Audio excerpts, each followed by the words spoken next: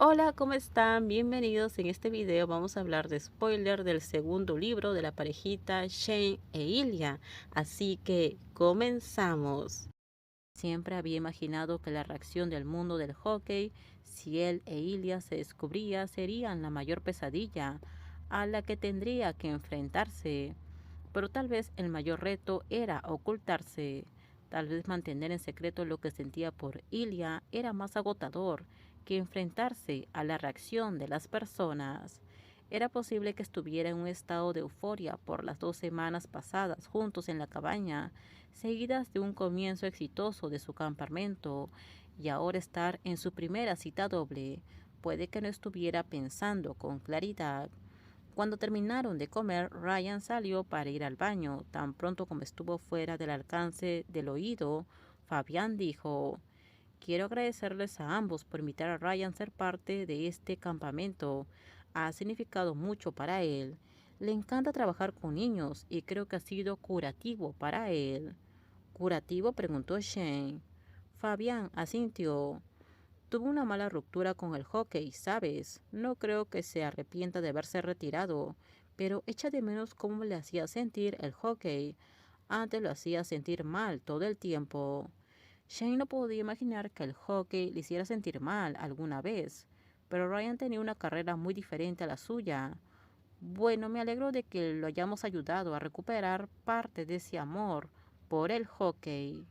Creo que todavía se siente un poco intimidado por los otros entrenadores. Me dijo que todos son superestrellas y se siente fuera de lugar. No todos son superestrellas, dijo Ilya. Hayden está ahí. Shane le dio un golpecito a Ilya. Estamos contentos de tener a Ryan como parte del equipo. Es un gran entrenador, dijo Ilya. Los niños lo adoran. Fabián sonrió, lo que le hizo parecer más joven y menos intimidante. Cuando Ryan volvió a la mesa, Fabián le sonrió con una adoración. ¿Qué?, preguntó Ryan con suspicacia. Nada, cariño, solo estábamos hablando. Ryan se burló. Claro, si tú lo dices. Fabián estiró el cuello y lo besó rápidamente. Ryan sonrió, luego trató de ocultar su sonrisa mientras miraba de reojo a Ilya y a Shane. Una semana después. ¿Qué se supone que debo ponerme?, Shane dijo. Ilya se rió en voz baja para sí mismo. Sinceramente quería saber qué era lo que Shane se iba a poner para el espectáculo de Fabián. Solo ponte un jersey, sugirió Ilya, y gafas de sol. Shane sacó la cabeza del armario. ¿Qué llevas puesto? Ilya estaba colocando su ajustada camiseta rosa pálido en su sitio. Era una compra reciente y le quedaba de maravilla. Jesús, dijo Shane, está bonito, ¿verdad? ¿No la tenían en tu talla? Ilya sonrió. Shane realmente estaba confundido, no sabía qué ponerse. ¿Hará calor en el club? Shane desapareció de nuevo en el armario. Salió un minuto después con unos elegantes pantalones negros que se estrechaban en el tobillo y una camisa de lino gris claro que había dejado abierta en el cuello. Bien, dijo Ilya, lo cual se quedó muy corto. La camisa se estiraba sobre los anchos hombros de Shane. Ilya sonrió y lo besó. Te encantará el espectáculo. He oído que Fabián es muy bueno. Sí, ¿quién ha dicho eso? Harris, ya sabes, el chico de las redes sociales al que no he conocido, pero del que no puedes dejar de hablar. Dijiste que era adorable, ¿verdad? Ella sonrió suavemente y besó a Shane. Me invitó al espectáculo de Fabián en Ottawa el año pasado, pero tuve que descansar de una lesión. Así que te invitan a citas con adorables personas, ¿verdad? Shane probablemente estaba tratando de sonar enojado. Su voz estaba un poco tensa y estaba inclinando la cabeza para dar a Ilya un mejor acceso a su cuello. Sí, todo el tiempo. ¿Va a estar Harris esta noche? ¿Voy a estar en su camino? No lo sé. ¿Quieres que le envíe un mensaje de texto?